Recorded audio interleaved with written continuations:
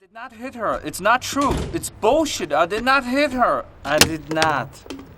Oh, hi, Mark. Oh, hey, Johnny, what's up? I have a problem with Lisa. She said that I hit her. What? Well, did you? No, it's not true. Don't even ask. What's new with you?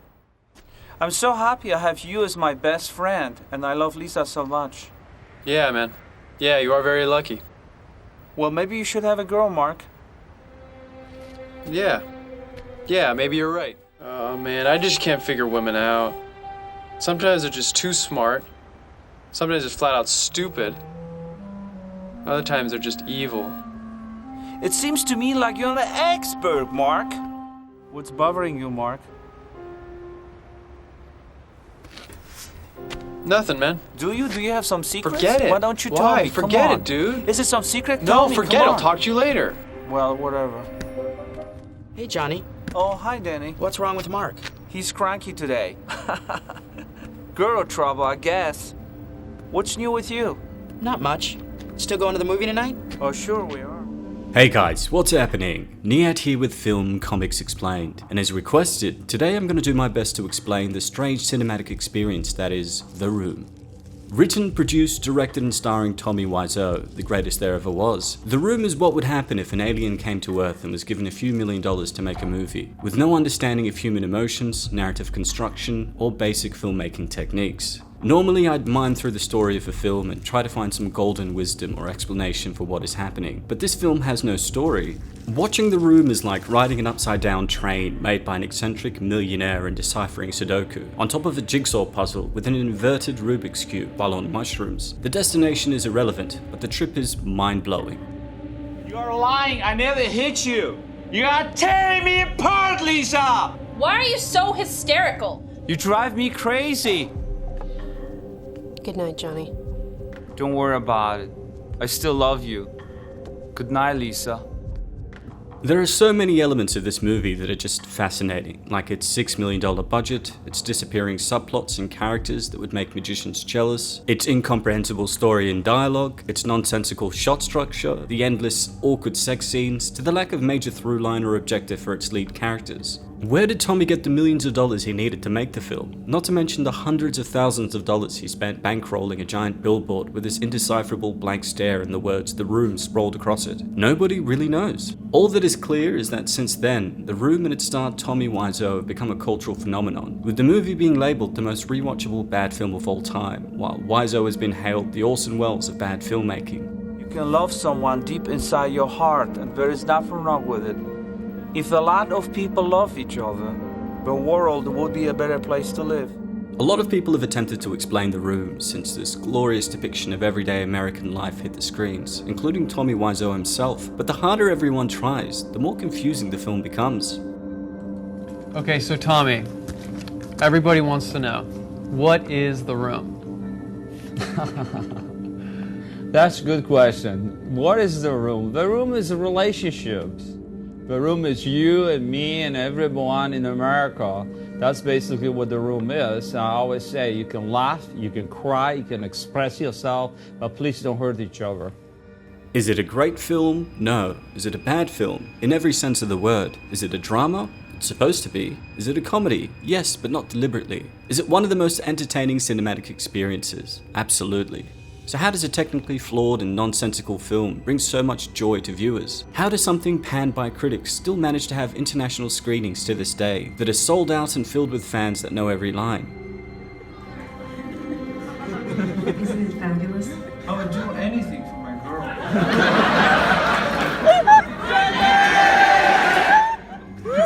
What's for Johnny?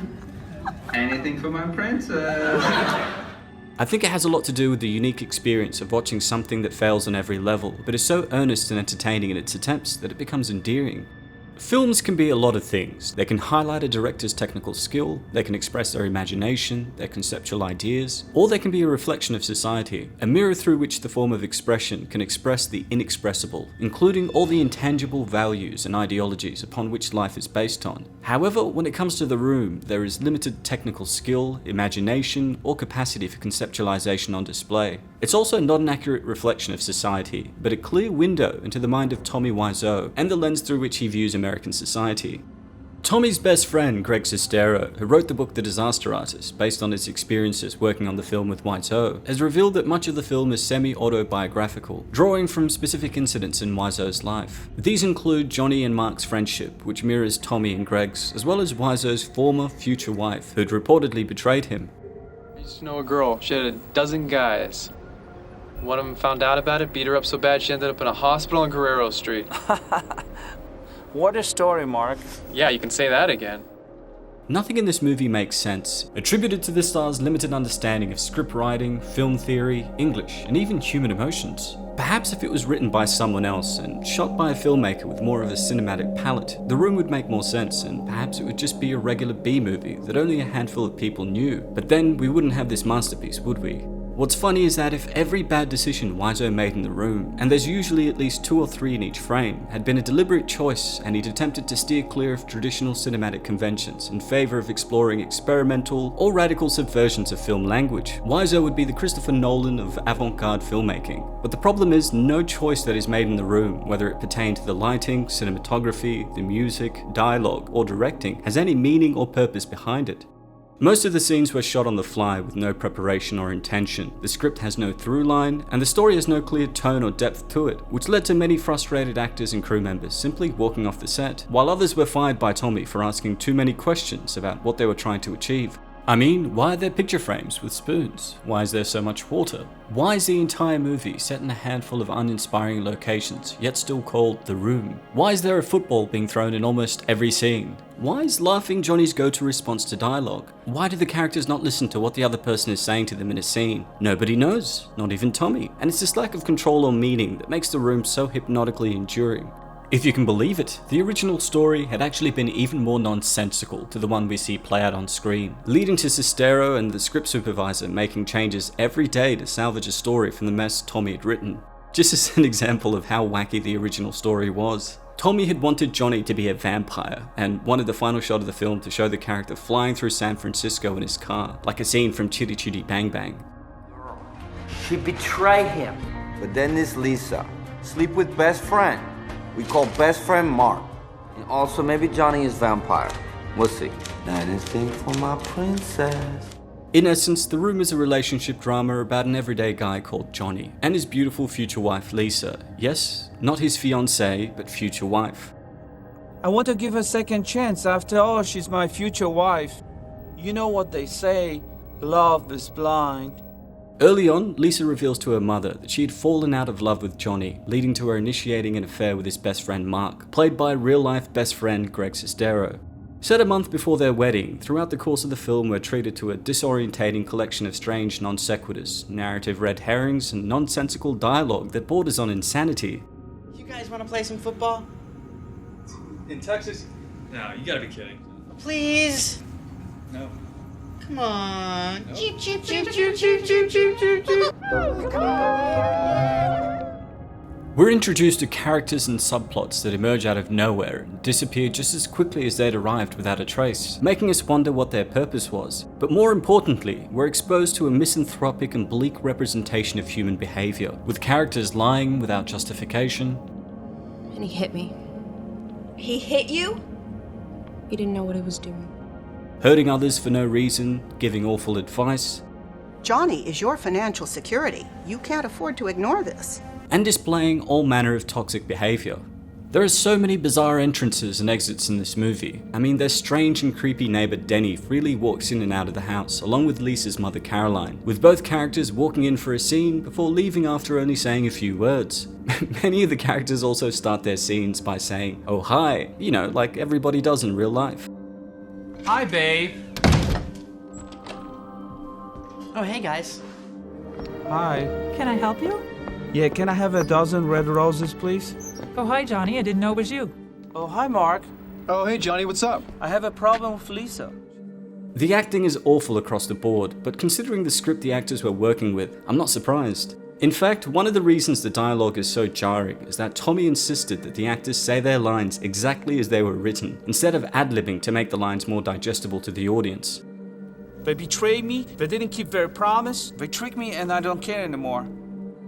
So Tommy essentially plays Johnny, an all-American good guy who has a nondescript job at a bank where he brought in a lot of money, but not enough to get the promotion he's been wanting. He loves to go out of his way to help people, but he's also socially inept, unable to read what they're thinking or what they mean, leading to many awkward responses and uncomfortable laughs from the character. Though the character is the protagonist, he has no objective to pursue, which makes him very boring, and if it weren't for Tommy Wiseau's magnificent performance, the movie would be unwatchable.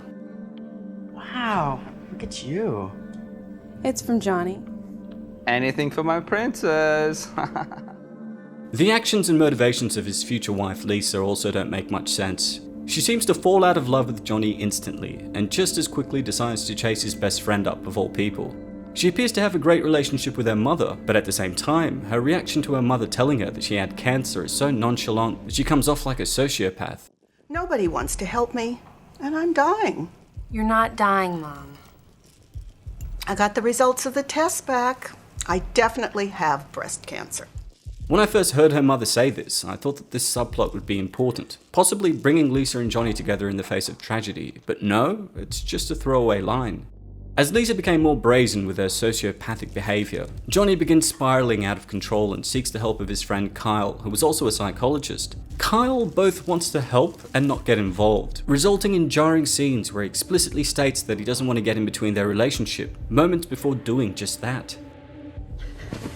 Danny, do you have something else to do? I just like to watch you guys. Oh, Denny boy. Danny, 2's great, but 3's a crowd. Their creepy neighbour Denny is unofficially adopted by Johnny, who paid for his living expenses and school tuition, but despite this, he somehow manages to owe money to a drug dealer.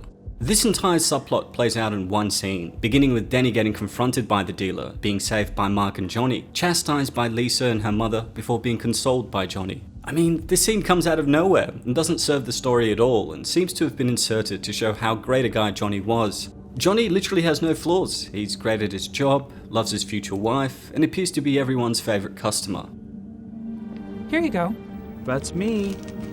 How much is it? It'll be $18. Here you go. Keep the change. Hi, doggy. You're my favorite customer. Thanks a lot. Bye. Bye-bye. Mark's character also doesn't make much sense. At first it seems as though he's going to do the right thing by his friend by pushing Lisa away, but he instead decides to hook up with her. His desire to be with Lisa is also unclear. He doesn't seem to like her as a person, yet he continues to fool around. God, why did you do this to me? Why? Johnny's my best friend. Lisa's mother Caroline goes through the most serious crisis out of anyone in the film, but the revelation that she had cancer is swept under the rug in favour of the boring love triangle plot. Her insistence on Lisa staying with Johnny is also misguided, with Caroline telling her to stay with Johnny because he had money and bought her things, instead of simply breaking off the wedding so that they could both find happiness. I still think you should marry Johnny. Now, you can't live on love. You need financial security. But I'm not happy. The Room is a beautiful, incoherent mess. The protagonist isn't interesting. He doesn't have an objective or an obstacle to overcome, as he doesn't find out about Lisa's infidelity until the very end. There is a resolution in that the film ends with Johnny taking his life after 5 minutes of tragedy-inspired physical theatre, but there is no universal message or theme, or at least no healthy ones, with the only thing that comes close to classifying as a message told to the audience being that women can't be trusted as they only care about themselves. Well, I don't want to marry him anymore. What?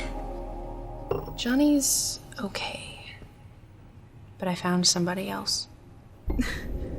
Lisa? Well, that's all for today, folks. A big thanks to all of you guys who requested we explore The Room. Don't forget to hit subscribe and click the notification icon to stay up to date on all my content. And if there's anything else you'd like to request, please don't hesitate to ask.